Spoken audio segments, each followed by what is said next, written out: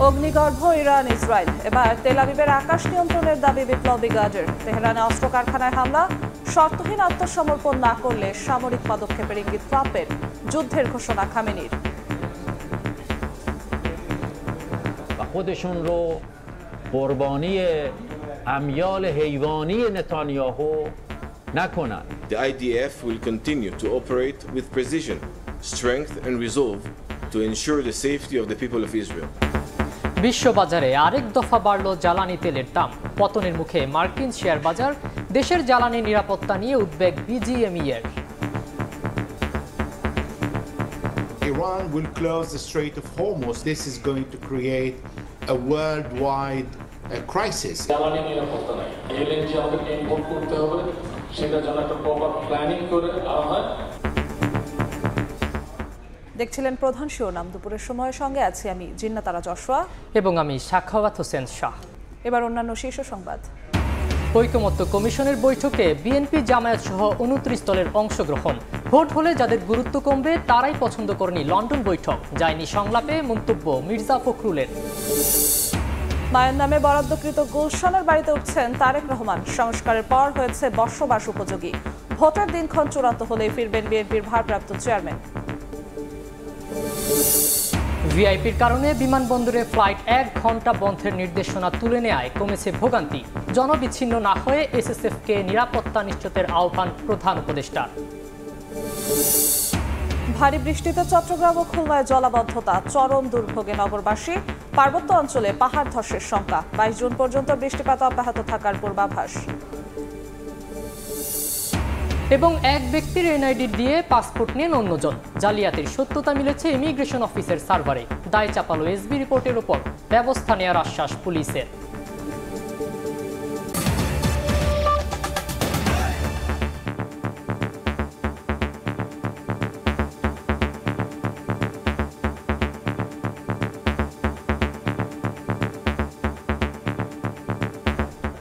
পাল্টাপাল্টি হামলায় অগ্নিগর্ভ ইরান ও ইসরায়েল। মার্কিন প্রেসিডেন্ট তেহরানের আকাশসীমা নিয়ন্ত্রণ নেয়ার দাবির পর ইসরায়েলের আকাশসীমা নিয়ন্ত্রণের পাল্টা ঘোষণা দিয়েছে ইরান।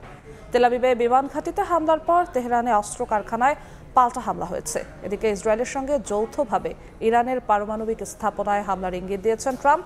তার হুমকির পর সরাসরি যুদ্ধ শুরুর ঘোষণা দিয়েছেন ইরানের সর্বোচ্চ ধর্মীয় নেতা আয়াতুল্লাহ আলী খামেনি। দিন যত পেরোচ্ছে ততই ভয়াবহ হয়ে উঠছে ইরান ইসরায়েল সংঘাত। স্থানীয় সময় মঙ্গলবার ইসরায়েলের গোয়েন্দা ভবন লক্ষ্য করে হামলার দাবি করে ইরানের ইসলামিক রেভলিউশনারি গার্ড কর্পস বা আইআরজিসি। এতে ক্ষতিগ্রস্ত হয় বহু স্থাপনা। মঙ্গলবার ইসরায়েলের দিকে হাইপারসোনিক ক্ষেপণাস্ত্র ফাত্তা-1 নিক্ষেপের দাবি করেছে আইআরজিসি।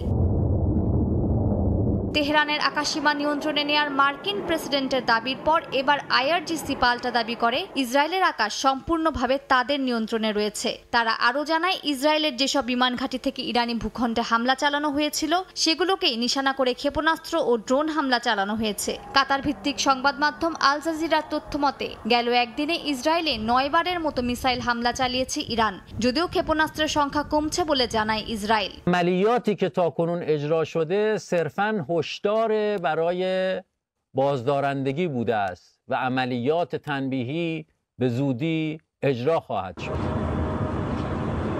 জবাবে ইরানে বেশ কয়েকটি ক্ষেপণাস্ত্র ঘাঁটিতে হামলার দাবি করেছে ইসরায়েলি সেনাবাহিনী। একাধিক সামরিক স্থাপনায় চালানো হয় বিমান হামলা। তেহরানের রকেট লঞ্চারগুলোতেও হামলার কথা জানায় Israel. We are now on day 5 of Operation Rising Lion. We've struck deep, hitting Iran's nuclear, ballistic and command capabilities. এদিকে মার্কিন প্রেসিডেন্ট ডোনাল্ড ট্রাম্প বলেছেন, ইরানের পারমাণবিক স্থাপনাগুলোতে ইসরায়েলের সঙ্গে যৌথ হামলা চালানোর কথা ভাবছেন তিনি। এর মধ্যে যুক্তরাজ্যের পূর্বাঞ্চলীয় একটি ঘাঁটি ত্যাগ করেছে কয়েকটি মার্কিন যুদ্ধবিমান। রয়্যাল এয়ারফোর্স লেকেনিথ ঘাঁটি থেকে কিছু F-35 যুদ্ধবিমান উড়াল দিচ্ছে। এর মধ্যে আকাশে জ্বালানি সরবরাহকারী একটি ট্যাঙ্কার বিমানও ছিল। ট্রুথ সোশ্যালে এক পোস্টে তিনি দাবি করেন, ইরানের সর্বোচ্চ ধর্মীয় নেতা কোথায় লুকিয়ে আছেন তাও যুক্তরাষ্ট্র জানে, তবে আপাতত তাকে হত্যার কোনো পরিকল্পনা নেই বলেও জানান ট্রাম্প। ট্রাম্পের হুমকির পর এবার সরাসরি যুদ্ধের ঘোষণা দিয়েছেন ইরানের সর্বোচ্চ ধর্মীয় নেতা আয়াতুল্লাহ আলী খামেনি। সামাজিক যোগাযোগ মাধ্যমের এক পোস্টে তিনি জানান, যুদ্ধ কেবল শুরু। এর কিছুক্ষণ পরে আরেক পোস্টে খামেনি জানান, ইরান কখনোই ইসরায়েলের সঙ্গে আপোষ করবে না। এদিকে চলমান ইসরায়েল ইরান সংঘাতের মধ্যে ট্রাম্পের সঙ্গে বুধবার পাকিস্তানের সেনাপ্রধান জেনারেল আসিম মুনিরের বৈঠক হবে বলে জানিয়েছে ব্রিটিশ গণমাধ্যম বিবিসি। হোয়াইট হাউসে এই বৈঠক অনুষ্ঠিত হবে। মালিহা সুহরওয়ার্দী, সময় সংবাদ। ইসরায়েলের সঙ্গে যুদ্ধে একাই লড়ছে ইরান। তেল আবিব মিত্রদের প্রত্যক্ষ সহায়তা পেলেও পাচ্ছে না তেহরান। বিশ্লেষকরা বলছেন খামেনি তার আদর্শ ও ক্ষমতা ধরে রাখতে একাই লড়ছেন। ইসরায়েলের টানা বিমান হামলায় একের পর এক ক্ষতিগ্রস্ত হচ্ছে ইরানের সামরিক ও পরমাণু অবকাঠামো। একই সঙ্গে নিহত হচ্ছেন শীর্ষ সামরিক ও নিরাপত্তা কর্মকর্তারা। বিশেষজ্ঞরা বলছেন এতে চরমভাবে দুর্বল হয়ে পড়েছে ইরানের সিদ্ধান্ত গ্রহণ কাঠামো। খোদ সর্বোচ্চ ধর্মীয় নেতা আয়াতুল্লাহ আলী খামেনির ঘনিষ্ঠ পরামর্শদাতাদের অনেকেই নিহত হয়েছেন, যাদের মধ্যে রয়েছে সালামি, ব্যালিস্টিক মিসাইল কর্মসূচি দায়িত্বে থাকা আমির আলী হাজিদাদে সহ অনেকেই। এই ক্ষয়িষ্ণু বৃত্তর মধ্যে এখন তেহরান সামলাচ্ছে সম্মুখ যুদ্ধ। ইরানের ৮৬ বছর বয়সী সর্বোচ্চ নেতা খামেনিকে ঘিরে এখন নির্ভরযোগ্য কৌশলগত পরামর্শদাতার অভাব। যদিও রাজনৈতিক ও অর্থনৈতিক খাতের কয়েকজন উপদেষ্টা এখনো সক্রিয়, তবে সামরিক দিক থেকে ইরান কার্যতই একা। অনেকেই মনে করছেন এতে ভুল হিসাব করা ঝুঁকি বেড়েছে বহুগুণ। তবে বিশ্লেষকদের মতে যতই অভ্যন্তরীণ ভঙ্গুরতা থাকুক, খামেনি এখনো তার আদর্শ ও ক্ষমতা ধরে রাখতেই লড়ছেন। যুদ্ধের শুরু থেকে নেতানিয়াহুর পাশে রয়েছেন মার্কিন প্রেসিডেন্ট ডোনাল্ড ট্রাম্প। শুধু পাশে থাকার বার্তায় নয়, বরং ইসরায়েলের পক্ষ নিয়ে সরাসরি যুদ্ধে জড়ানোরও ইঙ্গিত দিয়েছেন তিনি। ট্রাম্প ছাড়াও ইউরোপের প্রায় সব দেশই এই যুদ্ধে পরোক্ষভাবে তেল আবিবের পাশেই দাঁড়িয়েছে। রাশিয়া, তুরস্ক, চীন ইরানের পাশে থাকার কথা জানালেও প্রত্যক্ষভাবে সাহায্যের কোনো তথ্য নেই। ইসরায়েলি হামলায় হিজবুল্লাহর শীর্ষ নেতারা নিহত হওয়ার পর মুখ থুবড়ে পড়েছে সশস্ত্র সংগঠনটি। ইরাক নিজেকে নিরপেক্ষ রাখার চেষ্টা করছে, তবে মিত্রশূন্য এই পরিস্থিতিতে একমাত্র কিছুটা সক্রিয় রয়েছে ইয়েমেনের হাউথি বিদ্রোহীরা। মালিহা সুহরওয়ার্দী, সময় সংবাদ। ইরান ইসরায়েল যুদ্ধের জেরে বিশ্ববাজারে আরেক দফায় বেড়েছে অপরিশোধিত জ্বালানি তেলের দাম। টালমাটাল পরিস্থিতিতে পতনের মুখে পড়েছে মার্কিন শেয়ার বাজার। এর আগে হরমুজ প্রণালী দিয়ে পরিবহন বিঘ্ন হওয়ার শঙ্কায় তেলের দাম আরও বাড়ার আশঙ্কা করা হচ্ছে। তবে চলমান সংঘর্ষের কারণে তেল উৎপাদনে কোনো ক্ষতি হয়নি বলে জানাচ্ছে ব্রিটিশ বার্তা সংস্থা রয়টার্স। দিন দিনই জোরালো হচ্ছে ইরান ইসরায়েল যুদ্ধ। প্রত্যক্ষ ও পরোক্ষভাবে জড়িয়ে পড়ছে বিশ্বের বিভিন্ন দেশ।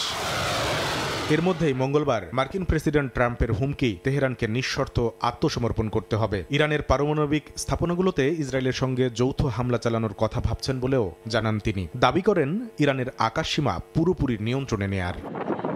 ট্রাম্পের এমন অবস্থানের পর বিশ্ববাজারে অপরিশোধিত জ্বালানি তেল ব্রেন্ট ক্রুডের দাম বেড়ে যায় 4.4%। প্রতি ব্যারেল দাম উঠে $76.45। ওয়েস্ট টেক্সাস ইন্টারমিডিয়েটের দামও 4.3% বেড়ে উঠে যায় $74.84।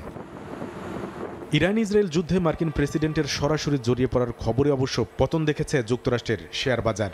S&P 500 সূচক কমে যায় 0.84%, আর নাসদাক কম্পোজিট কমে 0.91%। এমন খবরই দিয়েছে বার্তা সংস্থা আল জাজিরা। এমন টালমাটাল সময়েই মঙ্গলবার ভোরে সংযুক্ত আরব আমিরাতের জলসীমায় দুইটি ট্যাঙ্কারের সংঘর্ষে আগুন লেগে যায়। এতে জ্বালানি সরবরাহকারী সংস্থাগুলোর ঝুঁকি বেড়ে গেছে। এর আগে শিল্প খাতের এক সূত্রের বরাতে মঙ্গলবার ব্রিটিশ বার্তা সংস্থা রয়টার্স জানিয়েছে চলমান সংঘর্ষের ফলে তেল উৎপাদনে কোনো ক্ষতি হয়নি। এখনও ওপেকভুক্ত দেশগুলোর অতিরিক্ত উৎপাদন ক্ষমতা রয়েছে। ইরান ইসরায়েল উভয়ই একে অপরের জ্বালানি অবকাঠামোতে বিমান হামলা চালালেও প্রধান তেল রপ্তানির কেন্দ্রগুলোতে আঘাত হানেনি। তবে হরমুজ প্রণালী দিয়ে পরিবহন ব্যাহত হওয়ার শঙ্কায় ঊর্ধ্বমুখী রয়েছে বিশ্বের অপরিশোধিত জ্বালানি তেলের বাজার। কারণ এই প্রণালী দিয়েই দৈনিক গড়ে বিশ্বের 20% জ্বালানি পরিবহন হয়ে থাকে।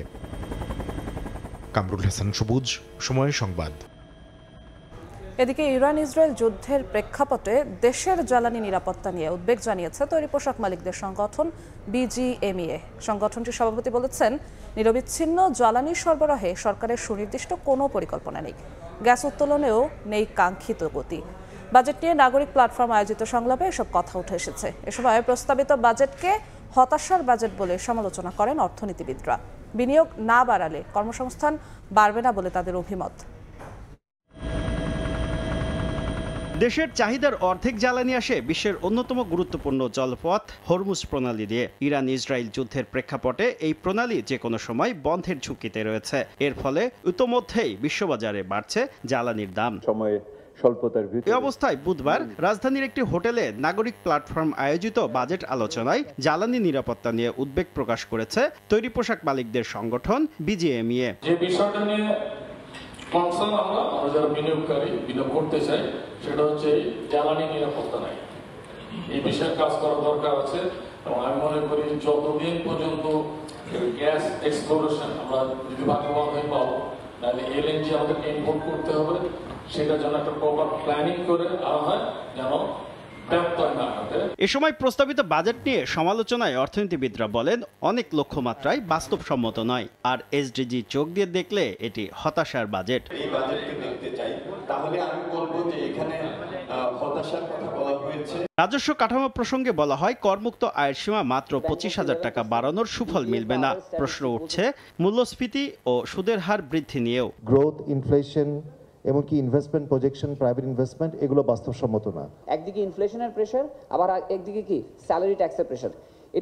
এই প্রেশারটা কিন্তু সহ্য করা যেত যদি সবাই সমহারে যদি কি ট্যাক্সটা দিত, সবাই তো সমহারে দেয় না। এ সময় তারা বলেন সামষ্টিক অর্থনীতির আগের কাঠামোর উপর ভিত্তি করে দেয়া প্রস্তাবিত বাজেট বাস্তবায়ন কতটুকু হবে তা নিয়ে প্রশ্ন আছে। শুভ খান, সময় সংবাদ, ঢাকা। অন্য প্রসঙ্গ, জুলাইয়ের মধ্যেই সনদ তৈরি করতে চায় জাতীয় ঐকমত্য কমিশন। দ্রুত কাজ শেষ করতে রাজনৈতিক দলগুলোর সহযোগিতা চেয়েছেন কমিশনের সহসভাপতি অধ্যাপক আলী রিয়াজ। ফরেন সার্ভিস একাডেমিতে কমিশনের সঙ্গে রাজনৈতিক দলের দ্বিতীয় দফায় তৃতীয় দিনের বৈঠকের শুরুতে তিনি বলেন, সংবিধান সংস্কার কমিশনের প্রাথমিক পর্যায়ের আলোচনায় বিকল্প প্রস্তাব এসেছে, সেগুলো নিয়েও আলোচনা হবে। দ্বিতীয় দিনের অমীমাংসিত আলোচনা ছাড়াও রাষ্ট্রপতি নির্বাচন, জেলা সমন্বয় কাউন্সিল ও জাতীয় সাংবিধানিক কাউন্সিল নিয়ে আলোচনা হবে। ধারাবাহিক আলোচনায় বিএনপি, জামায়াত ও এনসিপি সহ 29টি দল অংশ নিচ্ছে।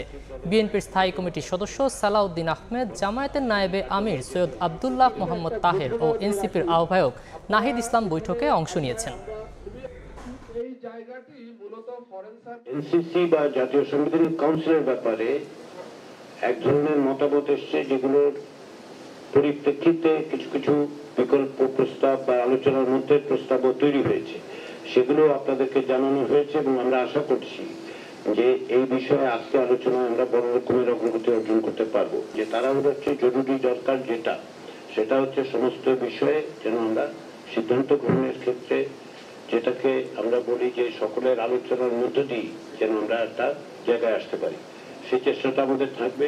কিছু বিষয়ে সিদ্ধান্ত নেওয়া হয়েছে যে যেহেতু আলোচনা সমাপ্ত হয়নি, সিদ্ধান্ত গ্রহণের ক্ষেত্রে আমরা আগামী সপ্তাহের শুরুর দিকে আবার সেই আলোচনাগুলোতে ফিরে যাব।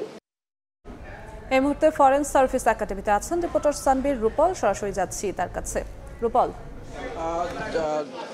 সকাল থেকে যে আলোচনা চলছে সকাল থেকে সে আলোচনার 3টি আলোচ্য বিষয় থাকলেও সকাল থেকে দুপুর পর্যন্ত এখনো একটি বিষয়ে আলোচনায় কিন্তু শেষ করতে পারেনি 29টি রাজনৈতিক দল এবং জাতীয় ঐকমত্য কমিশনের। তারা তাদের নানান যুক্তি তুলে ধরেছে। এর মধ্যে জাতীয় সাংবিধানিক কাউন্সিল গঠন করা অর্থাৎ এনসিসি, নতুন একটি ধারণা, সাংবিধানিক যে পদগুলো আছে সেই পদগুলো নিয়োগ দেওয়ার সাংবিধানিক যে পদগুলো আছে সেই পদগুলো নিয়োগ দেওয়ার বিষয়ে তারা কিন্তু একমত হতে পারেনি বিএনপি সহ বেশ কয়েকটি সমমনা দল। তবে বেশিরভাগ দলই এনসিসি নিয়োগ দেওয়ার কিন্তু পক্ষে অবস্থান নিয়েছে এবং নিয়োগ দেওয়ার পক্ষে অবস্থান নেওয়ার যে সাংবিধানিক যে পদগুলো আছে, বিশেষ করে নির্বাচন, দুর্নীতি দমন কমিশন, জাতীয় কমিশন, এরকম সাংবিধানিক পদগুলো একটি নির্দিষ্ট কাউন্সিলের মাধ্যমে নিয়োগ করা, সেটি নিয়োগ করার ক্ষেত্রে একমত হতে পারেনি। তবে দ্বিতীয় দফায় আবার আলোচনা হবে এবং বাকি দুইটি যে বিষয়, রাষ্ট্রপতি নির্বাচন এবং সেই বিষয়টি নিয়ে কিন্তু এখন আলোচনার টেবিলে উঠে আসেনি।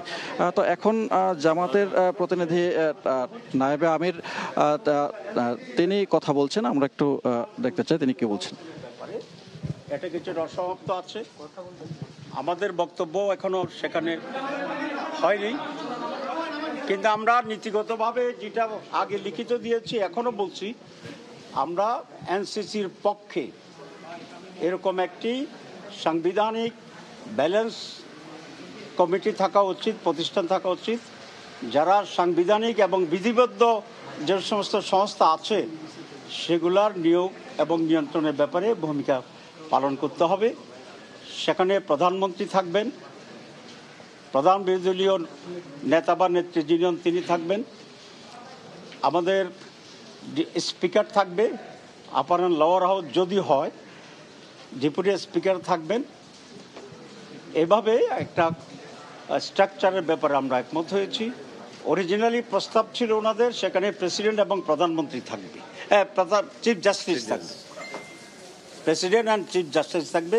এই দুইজনের ব্যাপারে আমরা আপত্তি করেছি এই জন্যে যে একজন হচ্ছে দেশের অভিভাবক হিসেবে প্রেসিডেন্ট ভূমিকা পালন করবে, আরেকজন জুডিশিয়াল চিফ যিনি দেশের আইন এবং বিচার বিভাগের জন্য জাস্টিসের জন্য প্রধান। সো ওনাদের এই কমিটিতে আনলেই এখানে যদি কোনো রকম বিরোধ তৈরি হয় তাহলে এটা মীমাংসা করার আর কোনো বডি থাকে না। তো সে কারণে আমরা বলেছি প্রেসিডেন্ট এবং প্রধান বিচারপতি বাদ রেখে এটাকে কনস্টিটিউট করা।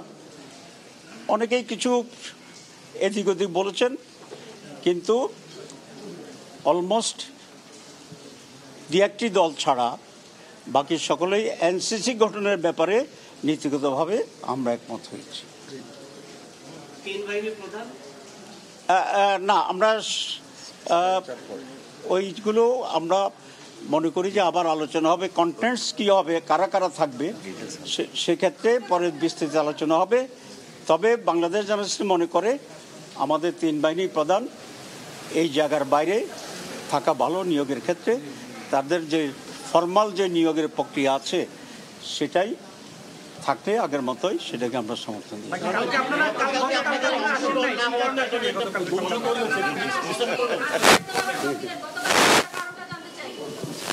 আমি খুব বিস্মিত যে আমরা 24 ঘন্টা আসি নাই, আপনারা কারণটা এখনো বের করতে পারেন না।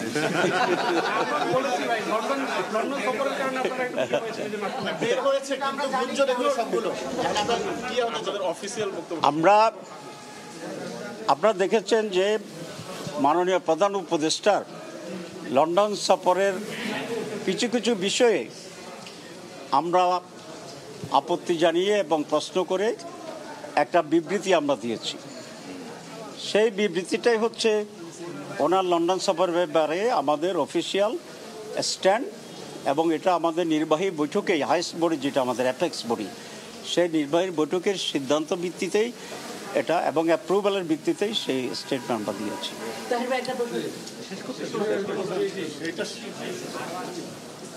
মাননীয় প্রধান উপদেষ্টা লন্ডনে গিয়েছেন অ্যাওয়ার্ড আনার জন্যে, টাকা ফেরত আনার জন্যে,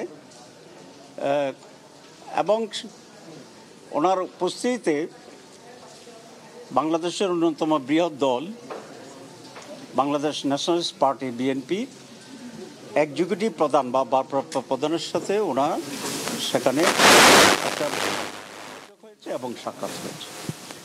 এটাকে আমরা ওয়েলকাম করেছি এবং মিটিংয়ের আগের দিন অনেকগুলো পত্রিকায়, বিশেষ করে প্রথম আলোতে আমার বক্তব্য, ওয়েলকামিং বক্তব্য খুব স্পষ্ট হয়েছে।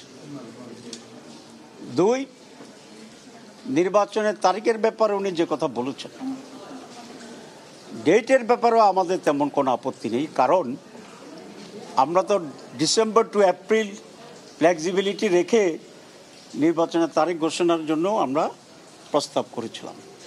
সুতরাং ডিসেম্বর হইলেও এটা আমাদের দাবির ভিতরেই হতো।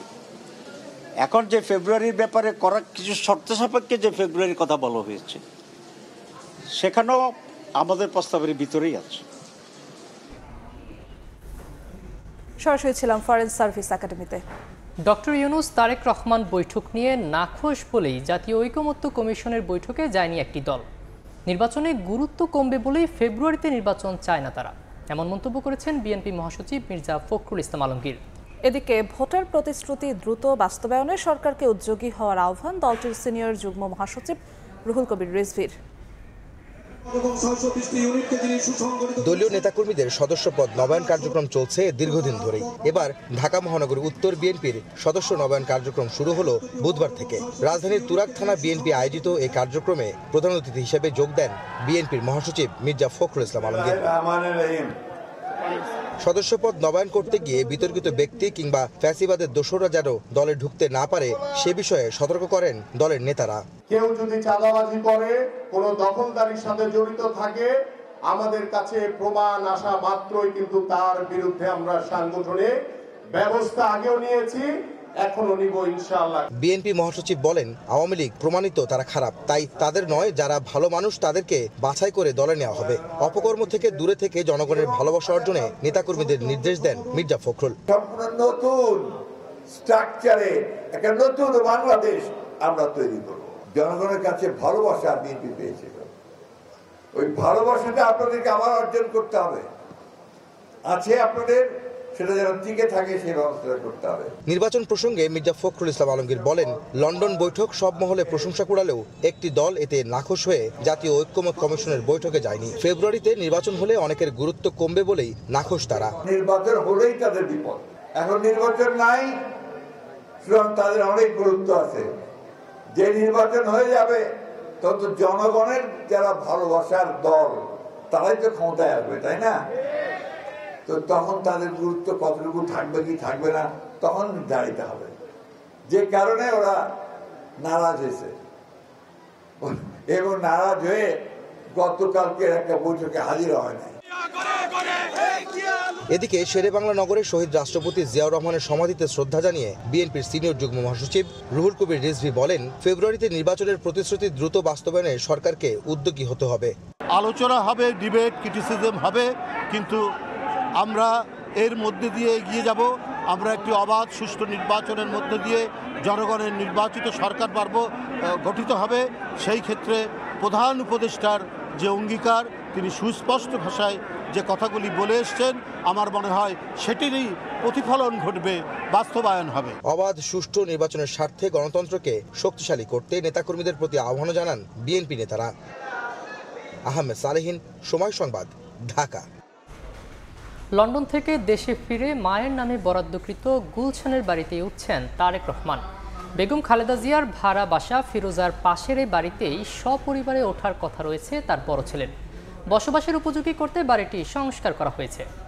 দলীয় সূত্র বলছে, নির্বাচনের দিনক্ষণ চূড়ান্ত হলে দেশে ফিরবেন বিএনপির ভারপ্রাপ্ত চেয়ারম্যান। রেজাউল হক রিপনের ছবিতে আহমেদ সালেহিনের রিপোর্ট। গুলশান ২-এর ১৯৬ নম্বরে বাড়িটি। বিএনপির ভারপ্রাপ্ত চেয়ারম্যান তারেক রহমান যেদিন দেশে ফিরবেন সেদিন তিনি এই বাড়িতে উঠবেন, এমনটি সূত্র বলছে। একই সঙ্গে এই বাড়িটি বরাদ্দ করা হয়েছে বিএনপি চেয়ারপারসন বেগম খালেদা জিয়ার নামে। সবুজে ঘেরা ছিমছাম একতলা দালান, নিরিবিলি প্রাকৃতিক পরিবেশে গড়ে ওঠা সাদা রং করা বাড়িটি কারো চোখে না পড়লেও সীমানা ঘেঁষে এতদিন ছায়া দিয়েছে মেহগুনি। নয়নাভিরাম বাড়িটির ভেতরে রয়েছে নানা প্রকারের গাছ। লন্ডন থেকে দেশে ফিরেই গুলশান ২-এর ১৯৬ নম্বরের এই বাড়িতে ওঠার কথা রয়েছে বিএনপির ভারপ্রাপ্ত চেয়ারম্যান তারেক রহমানের। মা বেগম জিয়ার নামে ১৯৮১ সালে তৎকালীন সরকার ১.৫ বিঘা জমির উপর নির্মিত বাড়িটি বরাদ্দ দেয়। চলতি মাসের ৪ তারিখ নামজারির কাগজ বেগম জিয়ার হাতে তুলে দেন অন্তর্বর্তী সরকারের প্রতিনিধিরা।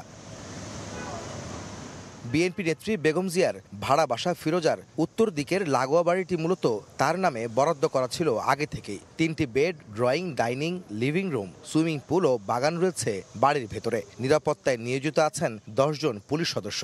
বসবাসের উপযোগী করতে গত ৬ মাস ধরে সংস্কার করা হচ্ছে বাড়িটি। লন্ডনে ফিরে যাওয়ার আগে বাড়িটি পরিদর্শন করেছেন তারেক পত্নী ডাক্তার জুবাইদা রহমানও।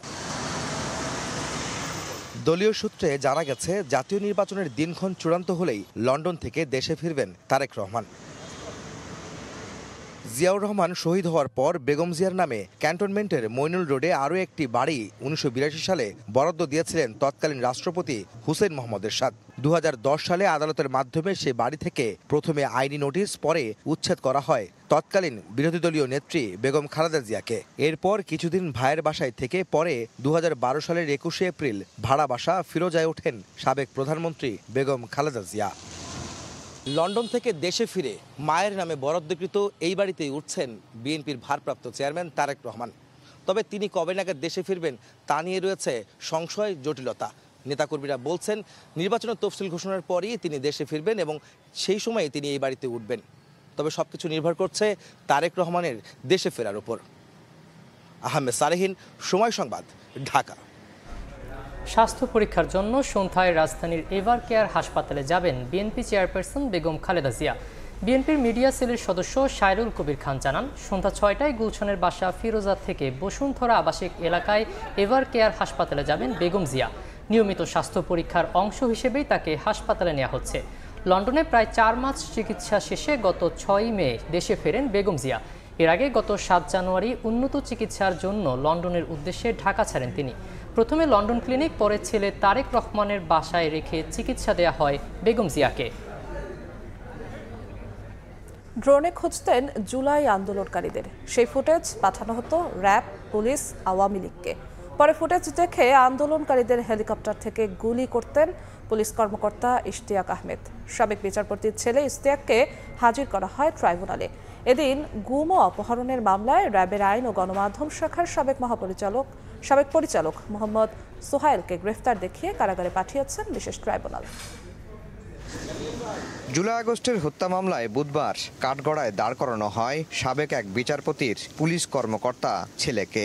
ইশতিয়াক আহমেদ নামে এই পুলিশ কর্মকর্তার বিরুদ্ধে অভিযোগ, ড্রোন উড়িয়ে আন্দোলনকারীদের জমায়েত শনাক্ত করে সেই ফুটেজ র্যাব, পুলিশ ও আওয়ামী লীগের কাছে সরবরাহ করা, যা দেখে হেলিকপ্টার থেকে গুলি ছুড়েছিল র্যাব। মঙ্গলবার এই মামলার তদন্ত শেষ করতে সময় আবেদন করে প্রসিকিউশন। 15 সেপ্টেম্বর তদন্ত প্রতিবেদন দাখিলের নির্দেশ দেন ট্রাইব্যুনাল। হেলিকপ্টারের মাধ্যমে গুলিবর্ষণ করে ছাত্র জনতার অবস্থান নির্ণয় করা এবং তাদেরকে হত্যা করা, সেখানে ড্রোন ব্যবহারের যিনি দায়িত্বে ছিলেন ইশতিয়াক আহমেদ, ওনাকে আজকে ট্রাইব্যুনালে হাজির করা হয়েছিল। আমরা এই মামলায়ও তদন্ত প্রতিবেদন দাখিলের জন্য তদন্ত সংস্থার আবেদনের প্রেক্ষিতে সময় চেয়েছি, ট্রাইব্যুনাল সময়ের আবেদন মঞ্জুর করেছে। এদিন গুম ও অপহরণের মামলায় র্যাবের আইন ও গণমাধ্যম শাখার সাবেক পরিচালক মোহাম্মদ সোহাইলকে গ্রেফতার দেখিয়ে কারাগারে পাঠান বিশেষ ট্রাইব্যুনাল। প্রসিকিউশন বলছে, এক ব্যক্তিকে 47 দিন গুম করে রাখার অভিযোগে তাকে গ্রেফতার দেখানো হয়েছে। 2012 সালের দিকে একজন সিভিলিয়ানকে গ্রেফতার করে তার উপরে অমানসিক নির্যাতন করে তাকে দীর্ঘদিন গুম রেখে তাকে মিথ্যা মামলায় কারাগারে প্রেরণ করা, সেই ভিকটিম নিজে এসে অভিযোগ করে গিয়েছে। আমরা সেই অভিযোগের প্রেক্ষিতে তদন্ত সংস্থা থেকে তার বিরুদ্ধে প্রাথমিক সত্যতা পাওয়ায় তার বিরুদ্ধে প্রোডাকশন ওয়ারেন্টের আবেদন করেছিলাম। সে অনুযায়ী প্রোডাকশন ওয়ারেন্ট ইস্যু হয়েছিল। আজকে তাকে ট্রাইব্যুনালে হাজির করা হয়েছিল এবং শোন অ্যারেস্ট দেখিয়ে কারাগারে প্রেরণ করা হয়েছে। এখন পর্যন্ত কমান্ডার সোহাইল একমাত্র আসামি, আর অন্যান্য যাদের বিরুদ্ধে তদন্ত সংস্থা প্রাথমিক সত্যতা পেয়েছে তাদের ব্যাপারে এখনও কোনো স্টেপস আমাদের কাছে নিয়েছে বলে কোনো তথ্য প্রেরণ করে নাই। এদিকে গণঅভ্যুত্থানে মিরপুর হত্যাযজ্ঞের মামলায় সাবেক এমপি কামাল আহমেদ মজুমদার ও যুবলীগ ক্যাডার সাদ্দামকে 15 সেপ্টেম্বর হাজির করার নির্দেশ দেওয়া হয়েছে। আন্দোলনের সময় সাদ্দাম গুলি করার দায় স্বীকার করে এরই মধ্যে আদালতে জবানবন্দি দিয়েছেন। আফজার হোসেন, সময় সংবাদ, ঢাকা।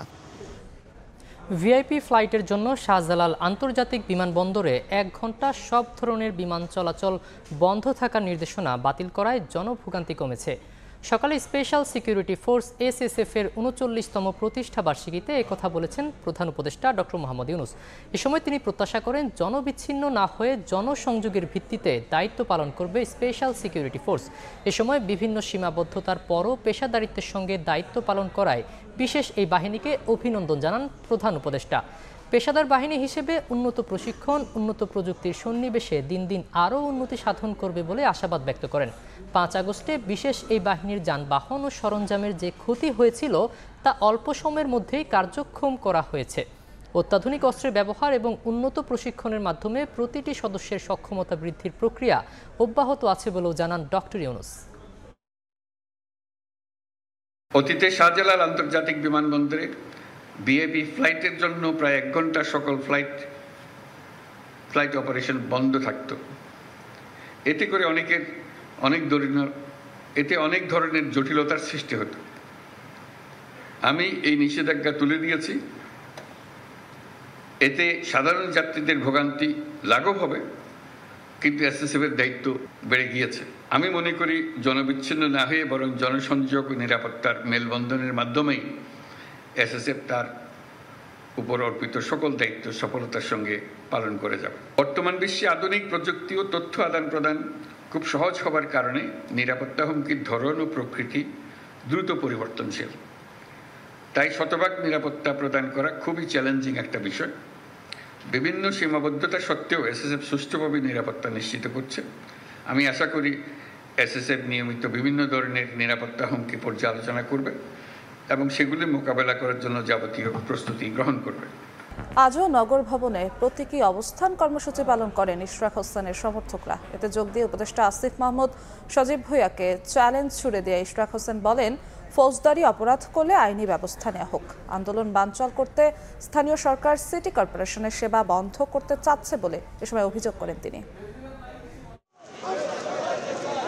টানা অবস্থান কর্মসূচির অংশ হিসেবে মঙ্গলবার সকালেও প্রতীকী অবস্থান কর্মসূচি পালন করেন ইশরাক হোসেনের সমর্থকরা। তাদের দাবি, যারা ইশরাক হোসেনের শপথ গ্রহণে বাধা দিচ্ছেন তাদের বিরুদ্ধে ব্যবস্থা নিতে হবে। যারা শপথ পড়ায়নি সেই স্থানীয় সরকার উপদেষ্টাকে আইনের আওতায় আনার আমরা দাবি জানাচ্ছি। মামুন সাহেবের খামখেয়ালিপনার জন্য উনি আজকে শপথ নিতে পারছেন না। ঢাকাবাসী আন্দোলন পিছু হটবে না। এদিকে সরকারি কাজে বাধা দেয় ইশরাক হোসেন ফৌজদারি অপরাধ করেছেন। মঙ্গলবার স্থানীয় সরকার উপদেষ্টা এমন মন্তব্যের প্রেক্ষিতে বুধবার দুপুরে নগর ভবনে এসে ইশরাক বলেন, ফৌজদারি অপরাধ করলে আইনি ব্যবস্থা নেওয়া হোক। এ সময় স্থানীয় সরকারের বিরুদ্ধে নানা অনিয়ম ও দুর্নীতির অভিযোগ তোলেন বিএনপির এই নেতা। সরকার কোনো ভ্রুক্ষেপ করছে না, তারা দেখেও না দেখার ভান করছে। উপরন্তু গত 2-3 দিন যাবৎ তারা আমাদের এই আন্দোলনকে ভণ্ডুল করার জন্য নানাবিধ ষড়যন্ত্রে তারা লিপ্ত হয়েছে। পরে দক্ষিণ সিটির মশা নিধক কর্মসূচির উদ্বোধন করেন ইশরাক হোসেন। আয়েশা সিদ্দিক, সামিয়া, সময় সংবাদ, ঢাকা।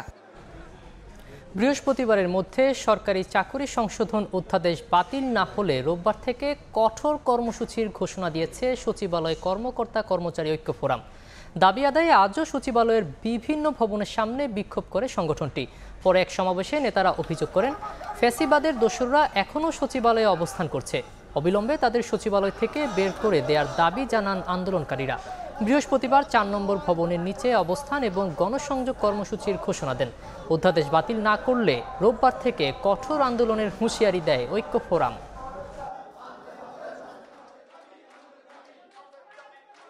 আমরা কিচ্ছু মানতে চাই না, আমরা এটা বাতিল চাই।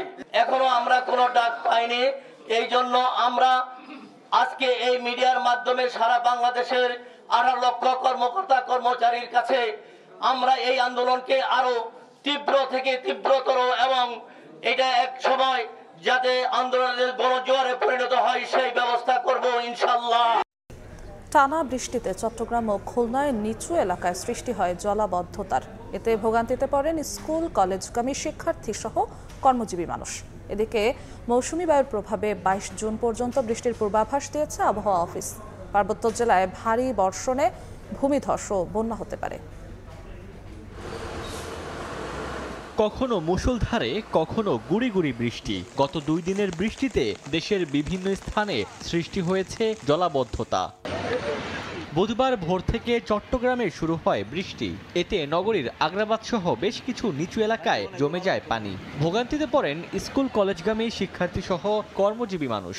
ক্ষতির মুখে পড়ে যানবাহন। সকাল 9টা থেকে 24 ঘন্টায় 55 মিলিমিটার বৃষ্টিপাত রেকর্ড করে আবহাওয়া অধিদপ্তর। বৃষ্টিটা একটু হইলেই আগ্রাবাদ পৌঁছে পানি। এটা ডেভেলপ হওয়া দরকার, সিটি কর্পোরেশন দেখা দরকার। রাস্তা ভাঙ্গা, তারপর অসার লাইনে কাইডে মুডে সব রাস্তা নষ্ট করে দিচ্ছে।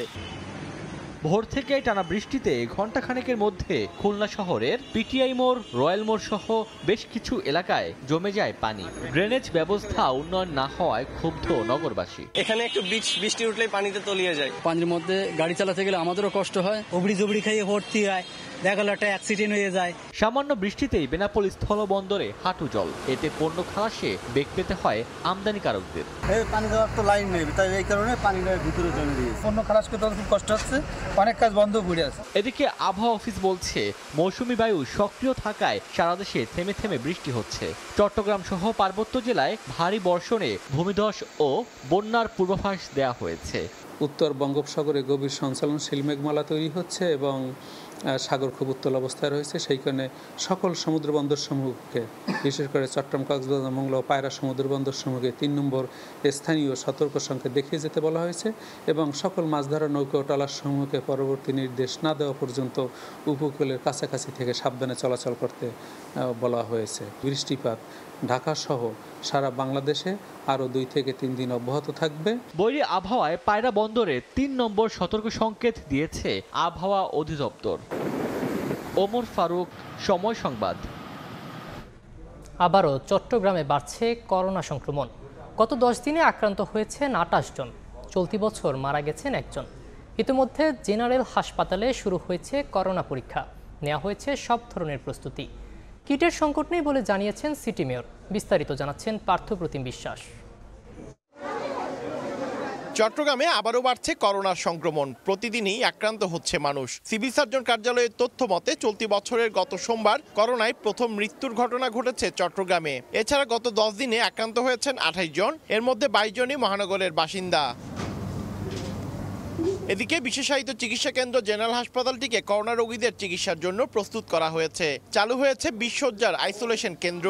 ইতিমধ্যে ফুসফুসে সংক্রমণ নিয়ে 3 জন রোগী ভর্তি হয়েছেন। তাদের অবস্থা স্থিতিশীল বলে জানান চিকিৎসক। সিম্পটমের উপর ভিত্তি করে আমরা আমাদের সেভাবে ভর্তি করব। ওরা ইমার্জেন্সিতে দেখবে, তারপর আমাদের এখানে আইসোলেশন ওয়ার্ডে পাঠাবে। এদিকে করোনা মোকাবেলায় টিকা কার্যক্রম শুরু করেছে চট্টগ্রাম সিটি কর্পোরেশন। নগরকে 7টি অঞ্চলে ভাগ করে প্রতিটিতে প্রাথমিকভাবে 300 ডোজ করে ফাইজারের টিকা পাঠানো হয়েছে।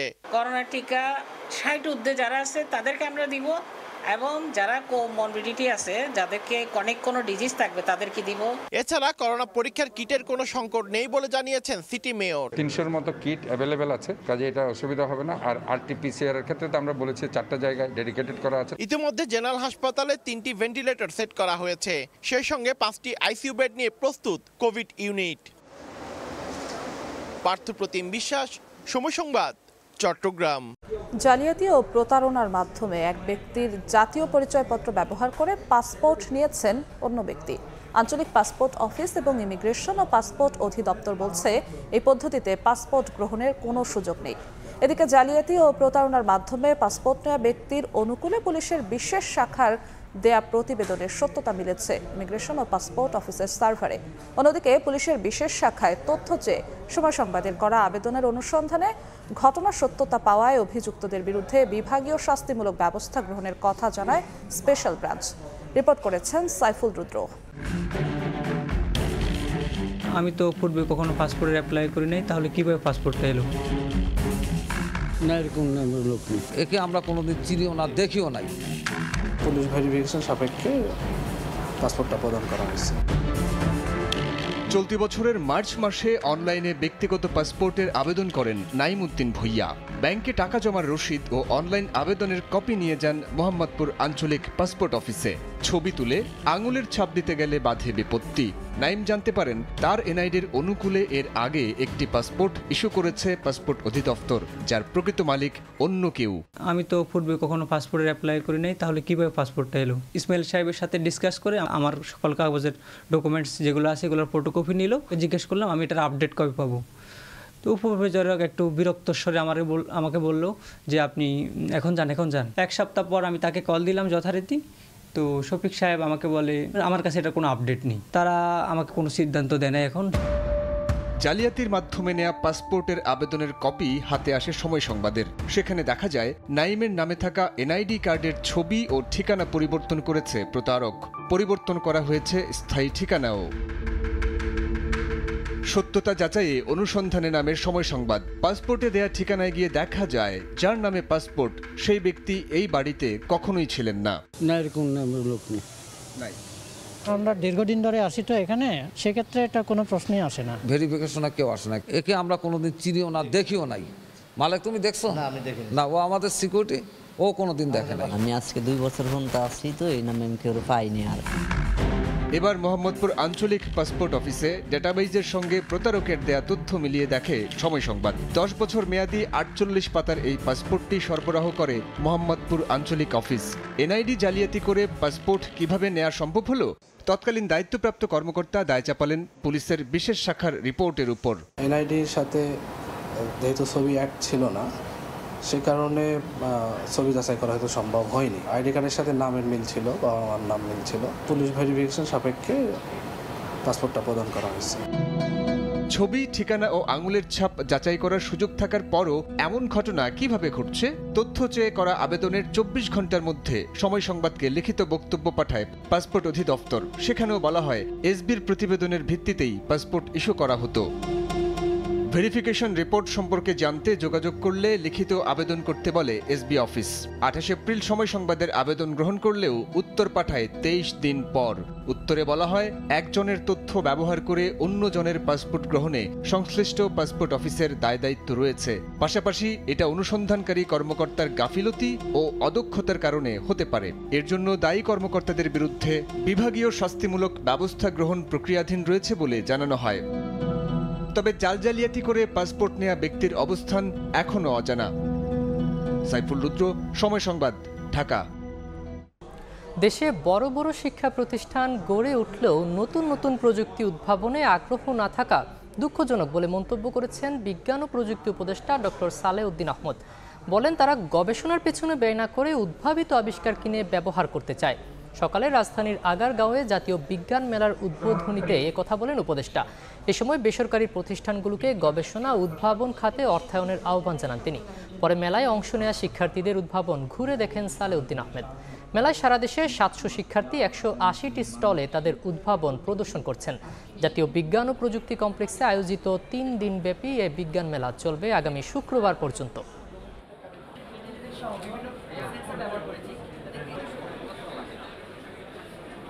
আমি অত্যন্ত দুঃখজনকভাবে দেখছি বাংলাদেশে বড় বড় ইন্ডাস্ট্রি আছে, মানে গবেষণার ব্যাপারে যে খুব বেশি খরচ করে তা না, তারা চায় অফ দ্য শেলফ থেকে নিয়ে আসবেন, আপনি আবিষ্কার করবেন, আপনারা তারা কিনে নেবে। মানে রিসার্চ অ্যান্ড ডেভেলপমেন্টে কিছুই খরচ করে না, তারা আপনার পাবলিসিটিতে খরচ করে, বিভিন্ন অভিনেতা অভিনেত্রীদের এনে খেলোয়াড়দের নিয়ে নানা রকম পাবলিসিটি করে।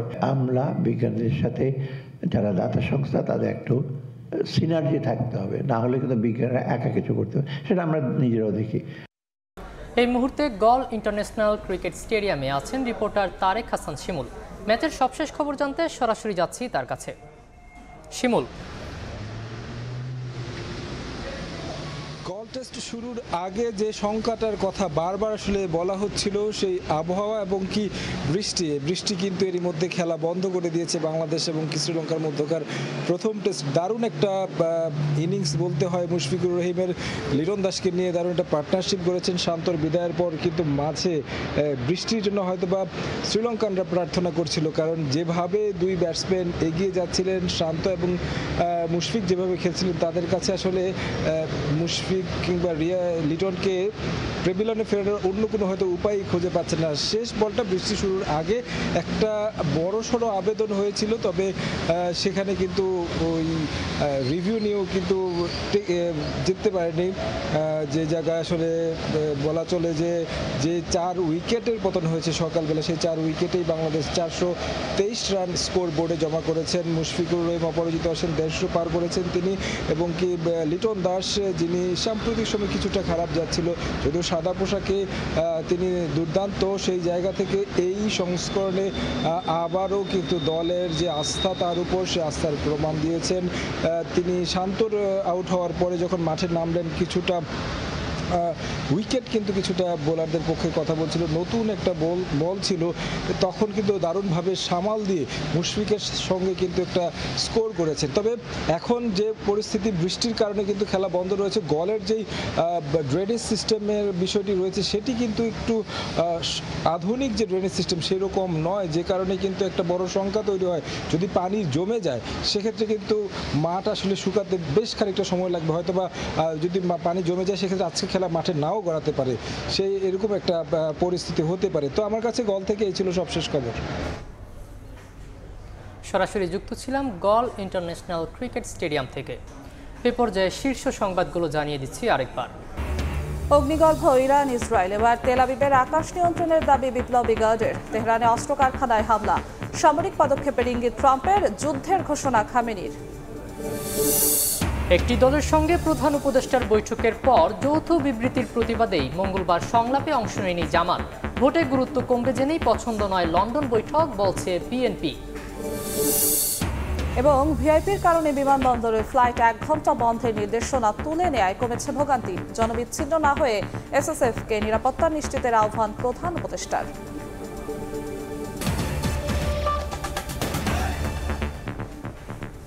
এ ছিল দুপুরের সময়। সঙ্গেই থাকুন সময়।